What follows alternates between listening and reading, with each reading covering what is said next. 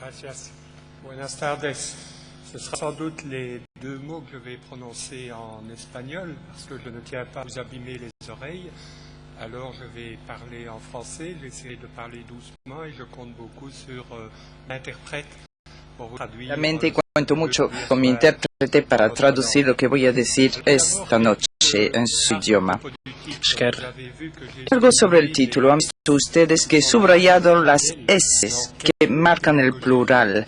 ¿Cuáles pedagogías? Porque pienso en efecto que no hay solo una solución para el problema de la integración de las tecnologías. Tendremos que ir hacia modos mezclados, hacia variedades a nivel de la pedagogía. Sin embargo, muy a menudo cuando se habla de tecnologías, pensamos en ideas que trabajan opuestas, lo que hay que hacer, lo que no hay que hacer. Hablamos, por ejemplo, de las promesas y de los peligros de las tecnologías en la enseñanza. Entre las promesas, lo hemos oído hoy, nos habla de un acceso rápido y económico a la información. Hemos oído 10 veces y muchas más la palabra información.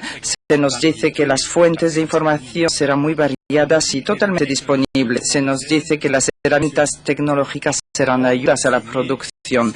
Aprender, enseñar, es construir algo, hacer una obra en algún sitio. También se nos dice que las tecnologías nos enseñan saberes desmultiplicadores. ¿Qué significa esto? Pues les voy a dar un ejemplo. Cuando hemos aprendido a leer, pero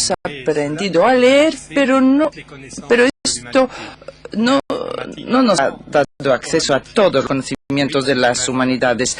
La informática, una vez dominada, es sobre todo una herramienta para otra cosa. Entre los peligros de las tecnologías se nos dice, sí, por supuesto, se trata de información, pero informaciones que no nos pertenecen, que son de otras culturas, que están fuera. Se nos dice, podemos saltar de una información a otra en la red de Internet con unos hipertextos, pero ¿es esto aprender, saltar de una información a otra? Se nos dice, el saber, que al fin y al cabo es algo en sí, no vamos a atribuirle solo un papel funcional. Esto tiene que servir para algo. Ya no nos vamos a interesar al saber por su belleza, ni al arte por su belleza. Vamos a interesarnos a lo que sirve para algo y a lo que puede servirnos. Otros dicen, es el renacer mágico. Solo hay que tocar una tecla del ordenador y todas las soluciones a los problemas están aquí. El problema de tecnologías no es un problema nuevo. Por supuesto, el texto que les voy a mostrar es demasiado largo para leer, pero cuenta la historia de una tecnología muy antigua, la escritura. Saben ustedes que es el dios Tot, Ibis, los egipcios, que porta la escritura a Faraón. Saben quizás también que el dios Tot es el dios de los tecnólogos. ¿Por qué? Pues porque había inventado la primera tecnología. Y dice a Faraón, él que era un tecnólogo, a ver, con esto los hombres ya jamás perderán la memoria y su sabiduría se va a hacer infinita. Pero Faraón era bastante hábil y le dijo al dios, es justo al revés. Si los hombres no ejercen ya la memoria, la van a perder. Y la sabiduría no es leyendo en libros que se puede adquirir. Estos discursos los conocemos bien, datan de siempre. Ocurrieron cuando nació el libro, ocurrieron cuando nació el cine, cuando nació el ordenador. Y aquí, por ejemplo, en un texto que les enseño en inglés esta vez para respetar la lengua de origen, el autor nos dice que se coloque la palabra multimedia, video, ordenador, tecnología, la palabra que querramos en el texto. Yo voy a elegir la palabra cosa. La cosa, el truco, el asunto, está destinado a revolucionar nuestro sistema educativo y dentro de unos años va a ir ampliamente más allá, si no del todo, del uso del libro. Saben ustedes, de todas formas, con los libros solo avanzamos el 2% de eficacia en el aprendizaje. Con mi invención, con el truco, la cosa, vamos a poder conseguir el 100% de eficacia. Este discurso lo hemos oído.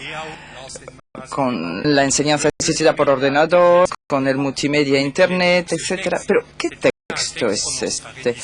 Pues era un texto pronunciado por Edison en 1922, hablando del cine, y es una copia de textos que podemos leer de hoy en día. Seamos un poco serios. Estoy aquí para hablar de pedagogías y de tecnologías. He tenido que escoger para mirarla un camino a seguir. Voy a presentarles un camino, pero es un camino circular. El camino que les propongo es el de las tecnologías de la educación.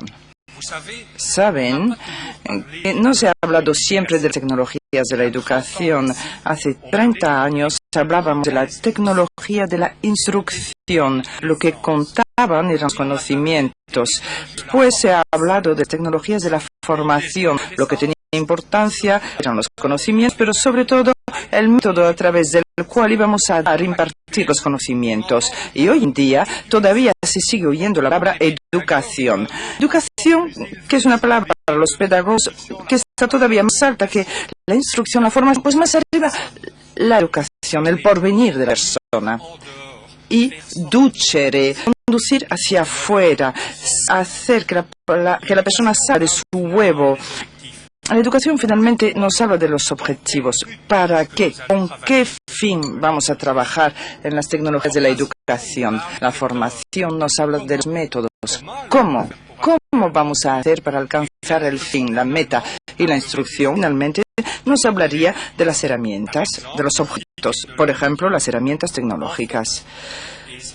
De hecho, y esto es bastante reciente, una palabra que ha sacado el pedagogo Bix en 1996, donde nos dice que consideremos los objetivos, los métodos y las herramientas bajo una única perspectiva, que comprobemos en cualquier momento si nuestros métodos coinciden con los objetivos, si las herramientas de verdad siguen a algo en estos métodos. Y todo esto gira alrededor de qué finalmente, este sentido objetivo, método, herramientas, pues alrededor de actividades del que está aprendiendo, porque cuando hablamos del aprendizaje muchas personas, me parece, confunden estas dos palabras, enseñar y aprender. Seguimos creyendo que hay una identidad entre las palabras enseñar y aprender. En absoluto, no es así. Se puede enseñar durante horas y los estudiantes solo tendrán algunas centésimas de lo que ustedes habrán dicho. Creo que estas consideraciones sobre objetivos, métodos y herramientas son un medio excelente para instalar métodos pedagógicos, para desarrollar herramientas tecnológicas.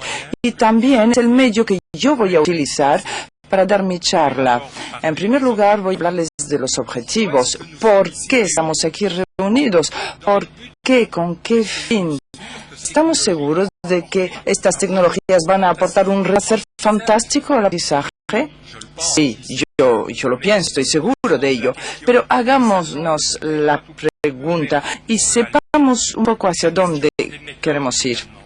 En cuanto a los métodos, ¿cómo vamos a alcanzar los objetivos? Y finalmente, la cuestión de las herramientas.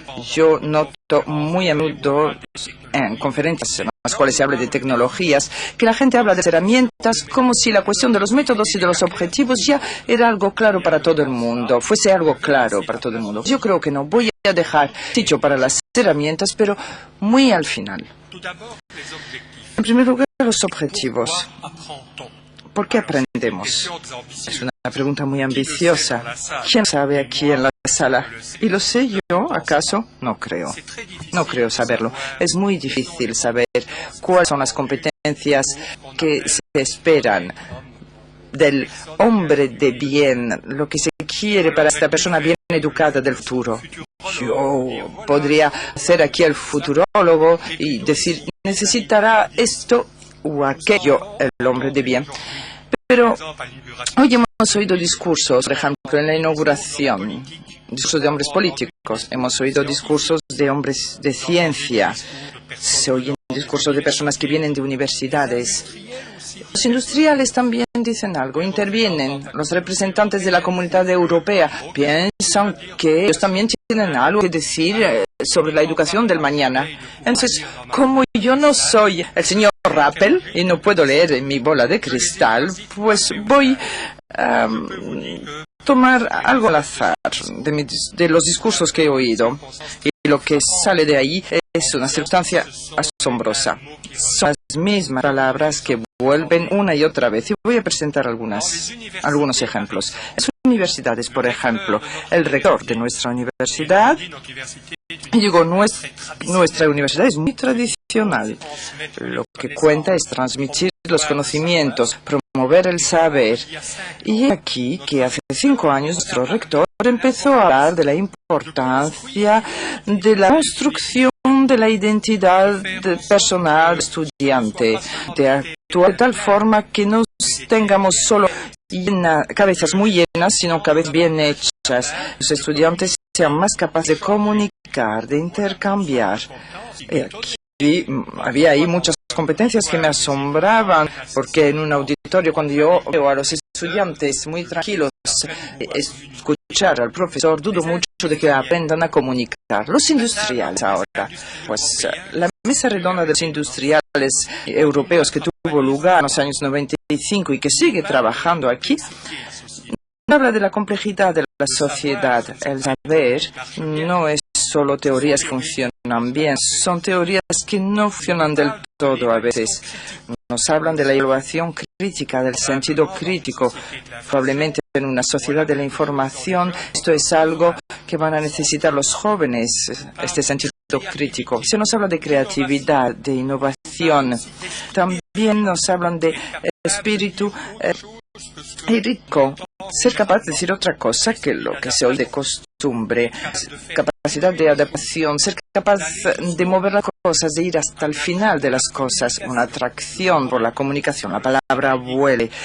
El trabajo de equipo, la competencia, no consiste únicamente en un saber hacer técnico o en conocimientos. No, también incluye comportamiento, mi forma de ser. Y todo esto es un discurso de industriales muy extraño, porque esperamos de ello que nos hablen de obreros, pero aquí nos hablan de anticipación, creatividad, comunicación, trabajo en equipo y espíritu crítico. Cosas interesantes. Miremos ahora un texto ya antiguo, pero los nuevos siguen pareciéndose a este. Es un texto que viene de la Comunidad Europea. Es muy interesante. Se nos habla aquí de espíritu de responsabilidad, de iniciativas, examen crítico de nuevo aparece, actitud para la comunicación, trabajo en equipo, ser capaz de captar estructuras complejas, ser capaz de resolver problemas. Cuidado, cuando se habla de problemas, no se trata de los ejercicios de la escuela, donde se demuestra que la teoría funciona bien. No, se trata de auténticos problemas de la sociedad, de la vida profesional con los cuales tropieza la gente. Se nos habla no solamente de conocimientos, sino de actitudes, aptitudes, conocimientos y valores. Estas son cosas que ponen el listón muy alto a nivel del aprendizaje. La persona que se expresaba aquí, y así, el antiguo presidente de la Comunidad Europea, el señor Jacques Delors. Si les he dado estos textos, pues, también podría darles discursos de padres y de estudiantes que nos hablan de lo mismo. Los padres dicen, se les llena la cabeza con conocimientos, pero ¿cuándo van a aprender a aprender? Finalmente, el retrato que he esbozado aquí no tiene la palabra, pero no deja de ser el esbozo del futuro ciudadano. La palabra ciudadano que se usa a izquierda y derecha, ¿no es acaso alguien que es capaz de colaboración, de espíritu crítico, de actitudes y aptitudes, de trabajar en equipo, de preocuparse del trabajo de los demás? ¿Acaso no es esto? En cuanto a los enseñantes, pues se han reunido enseñantes de universidad en Lyon, Suiza, y nos dicen algo extraño, bien, es que el enseñante no es únicamente que transmite informaciones, sino que es el que ha de cuidar del desarrollo de la persona. No es el que da una clase ex cátedra, sino que es el que debe ser capaz de crear un entorno, un lugar, un dispositivo en el que el estudiante pueda aprender. Sentimos que aquí detrás hay unas intenciones, no sé cuáles son las reales de las personas que se expresan. Quizás solamente quieren dormirnos o elaborar frases hermosas, pero creo que esta repetición de las mismas palabras, los mismos conceptos que intervienen tanto en los enseñantes que en los alumnos, que en los padres, nos indica un movimiento. Y ese movimiento yo lo traduzco con mis colegas pedagogos como un movimiento que pasa de los saberes, de los conocimientos. Y si yo he intentado, porque quizás me pueden ayudar ustedes a encontrar palabras equivalentes en inglés. Ahí voy, por ejemplo, el saber hacer, el knowledge, los saber hacer, las competencias, los skills, el know-how, el cómo hacer. Después hay otras dos nuevas palabras que han introducido los pedagogos. El saber estar, la manera de la cual se va a comportar la persona, cómo va a fijar su actitud, y el saber volver. Es decir, saber tener un proyecto personal. Yo he buscado mucho, he preguntado a amigos anglófonos, saber estar y saber devenir. Quizás no ha pasado todavía en la cultura anglosajona. He probado con know how to be, pero hay este cambio hacia nuevos conceptos que no solo atan las competencias, sino que va más allá, hacia algo más difícil, algo que quizás prefigura, no sé si será bueno o malo, pero que prefigura una nueva humanidad, al menos. Este es mi primer eje, las necesidades de la sociedad, los objetivos. Quizás por ahí vayamos a ir, quizás por ahí notemos una falta en nuestra sociedad que es altamente tecnológica. Los hombres, las mujeres, ¿no sienten acaso una necesidad de saber estar y de saber devenir? Quizás sea algo que falte, una voluntad de hacer mejor, de ir más allá. Mi segunda pregunta es igual de enorme. ¿Cómo aprendemos? Después de la cuestión de los objetivos, la cuestión de los medios. Ustedes me van a decir, es extraño. Usted nos habla de los medios de comunicación, de los métodos, y la pregunta es, ¿cómo aprendemos? No es extraño en absoluto, porque los métodos están aquí para facilitar el aprendizaje. ¿Y cómo quieren ustedes que yo facilite el aprendizaje si no sé cómo funciona el aprender? Entonces voy a hacer la pregunta siguiente. ¿Cómo se aprende? En unos minutos aquí no puedo decirles cómo se aprende. Hace falta libros gordos, muchos estudios para saber todo esto.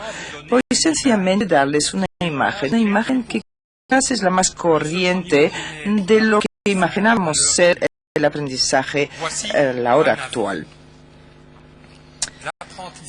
El aprendizaje puede ser percibido como un proceso activo y constructivo, a través del cual aprender no es exactamente lo que hacemos ahora. Sí, les hago una síntesis. Ustedes ya han interesado por el problema de las tecnologías. Quizás están diciendo que lo que yo cuento no es muy interesante, o al revés, muy interesante, corresponde a su opinión, pero al menos ustedes están criticando lo que yo estoy diciéndoles.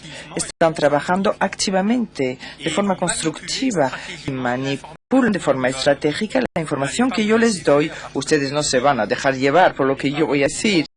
No van a dejar que les cuenten todo lo que yo quiera. Y van a decir, aquí no tiene razón, en cambio aquí sí. Es decir, que van a usar una estrategia para analizar lo que yo digo. ¿Y por qué? Pues porque van a coger información en el entorno. Hoy mucha gente habla de muchas cosas más. Van a recoger informaciones de derecha e izquierda y van a construirse su pequeña idea del uso de tecnologías para aprender. Ustedes saben muy bien, esto es lo que llama un punto de vista constructivista. Falta algo para llegar a una imagen bastante compleja del aprendizaje actual. Es el carácter relacional del aprendizaje. Se aprende con otra persona, se aprende con otros. Quizás haya la noción de entorno en esta definición que se acerca a la interacción, pero no es una definición muy completa. Otra definición nos habla del papel de la comunidad. Es decir, alrededor del estudiante hay padres, amigos, enseñantes también, que van a hacerle aprender. ¿Cuál es el papel de la comunidad? El papel de la comunidad, de los demás, del estudiante y del enseñante, consiste en dar el dispositivo, es decir, crear las condiciones de aprendizaje, de poner a la luz el desafío, que es lo que vamos a hacer hoy, y finalmente apoyar, sostener al que aprende en su construcción personal. He aquí una imagen mucho más socioconstructivista del aprendizaje. Me van a decir ustedes, bueno, sí, pero si el que aprende construye los conocimientos yendo a buscarlos en el entorno, ¿qué sigo haciendo yo aquí como enseñante? Tranquilícense, hay todavía mucho que hacer. Pero quizás cosas que se salgan de nuestras costumbres. Por ejemplo, el enseñante y la enseñanza son los que van a crear el dispositivo. Es el enseñante quien va a decir a los estudiantes, hoy vamos a trabajar con tal problema. Y aquí un video para ilustrar el problema. Ustedes van a trabajar en grupo buscando en Internet o en libros las informaciones importantes. Después van a designar un portavoz en cada grupo que va a explicar a los demás lo que ha encontrado el grupo. Eso es crear el dispositivo. Y ustedes, los enseñantes, han de imaginar el dispositivo. La mayoría de los recursos están en los libros, están en Internet, están en CD-ROM. Seguimos necesitando de vez en cuando al enseñante para que haga una síntesis, para que presente el problema, pero bueno, los enseñantes se han transformado en gestores del entorno y creo que es una tarea totalmente noble, totalmente interesante. Volvamos un poquito a nuestro saber ser y nuestro saber devenir. A menudo los enseñantes consideran que en el aprendizaje lo que cuenta son los conocimientos y las competencias. El resto, comunicar en el grupo, trabajar en equipo, buscar información, a veces está considerado por algunos enseñantes, no por ustedes, pero por algunos, como algo secundario. ¿Se hace esto cuando se tiene tiempo? No. Pues no. Pienso que los saber ser y el saber devenir no son cosas que hay que añadir al aprendizaje, sino que son condiciones de un aprendizaje. Si ustedes llegan a desarrollar la motivación, a hacer que los estudiantes trabajen juntos, pues van a ver cómo será más fácil hacerles aprender. En algún lado, la manera de desarrollar el saber devenir y el saber estar, el saber ser, es algo que cuesta caro al enseñante porque es algo difícil de hacer, pero una vez conseguido este objetivo, creo que el aprendizaje de los conocimientos y de las competencias tendrá que funcionar con más fluidez. ¿Cuántos amigos conozco yo que no eran buenos estudiantes y que de repente se han decidido ellos mismos a aprender un idioma extranjero, a estudiar los jeroglíficos, a estudiar el arte barroco del 18 y han hecho esto solos? ¿Por qué? Pues porque había una actitud que hacía que ellos se colocasen frente al saber y facilitaba el aprendizaje. Y ustedes lo saben, es algo muy difícil de instalar en las clases y quizás más todavía en los auditorios de universidad. Voy a intentar mostrarles estos dispositivos que se apoyan en saber hacer y saber devenir. De hecho, son los dispositivos que van a hacer efectivo el uso de las tecnologías, pero esto será para un poco más tarde.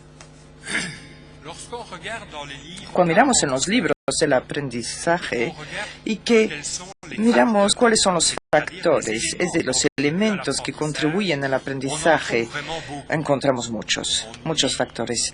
Se nos dice, hay el papel personal del aprendizaje, los conocimientos anteriores, el contexto, los recursos, las competencias que hay que ejercitar, hay que colocarse en actitud de investigación, el cambio de concepto, el carácter interactivo, el proyecto, la construcción, la reflexión sobre el aprendizaje.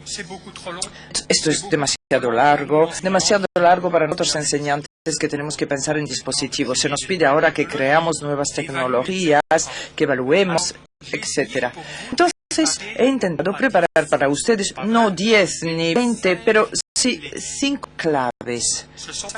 Son 5 claves que ya he utilizado con muchos enseñantes, con estudiantes. Estas 5 claves permiten construir dispositivos pedagógicos interesantes, permiten evaluar unos dispositivos, permiten crear multimedias, sitios internet interesantes y permite evaluarlos. La primera clave es la motivación. En su clase, en su dispositivo, en su página web, en su CD-ROM, ¿hay parámetros que van a ayudar a la motivación? Hablan de un texto, hacen preguntas que tienen sentido para los jóvenes. Hablan ustedes de la actualidad, de problemáticas que existen en la vida diaria, vida política, económica, científica. La motivación es nuestra primera clave. La segunda es la información. Su página web, su CD-ROM, su método, ¿qué utiliza como información? Es una información que ya está toda lista, que es un pack con el que ya no se puede hacer nada más, o son artículos de libros, de revistas, un vídeo, un CD-ROM. ¿Cuál es la calidad de la información? Otra clave, activar. ¿Qué es lo que han previsto como actividades para los estudiantes? Veo muchos sitios de aprendizajes, que los veo casi todos. Pretenden favorecer el aprendizaje y, sin embargo, no hay ninguna actividad prevista. Esto es mal camino. El aprendizaje es una actividad. Es pedir que se haga algo. Puede ser con el teclado, pero puede ser con una clave o con un destornillador. El aprendizaje es una actividad. Cuando yo era joven profesor, también he caído en las trampas de costumbre que consistían en clases ex cátedra. Y siempre me hace la pregunta antes de mi clase, ¿qué es lo que voy a enseñarles mañana? He notado una motivación distinta. La cuestión que me hago hoy en día es, ¿qué voy a hacerles hacer mañana? ¿Qué es lo que van a hacer? ¿Qué es lo que van a descubrir? ¿Qué es lo que van a emprender? Intenten reflexionar así y van a crear ustedes métodos pedagógicos que van a casar muy bien con las tecnologías. Otra clave es la interacción. No debo hablar mucho de ella. La interacción es importante en el aprendizaje. Las herramientas tecnológicas son herramientas de interacción, pero no nos engañemos. Cuando yo hago clic para que adelante mi diapositiva, esto no es interacción. Cuando yo hago un menú, esto no es interacción.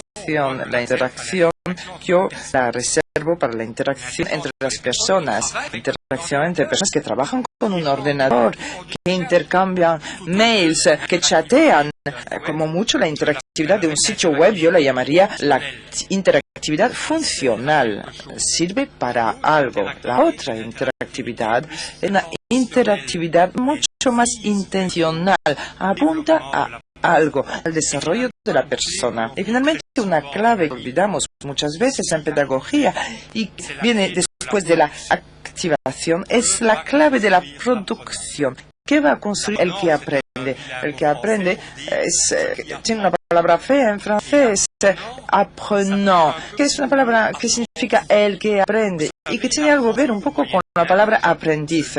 ¿Saben ustedes? En la Edad Media, el aprendiz era el que iba a ver al patrón y aprendía su profesión, y cuando debía terminar de aprender su profesión, no decía, bueno, este es el diploma que he recibido. No, esta persona, este aprendiz decía, esto es lo que sé hacer. Y creo que aquí hay algo que debemos intentar volver a encontrar en el aprendizaje.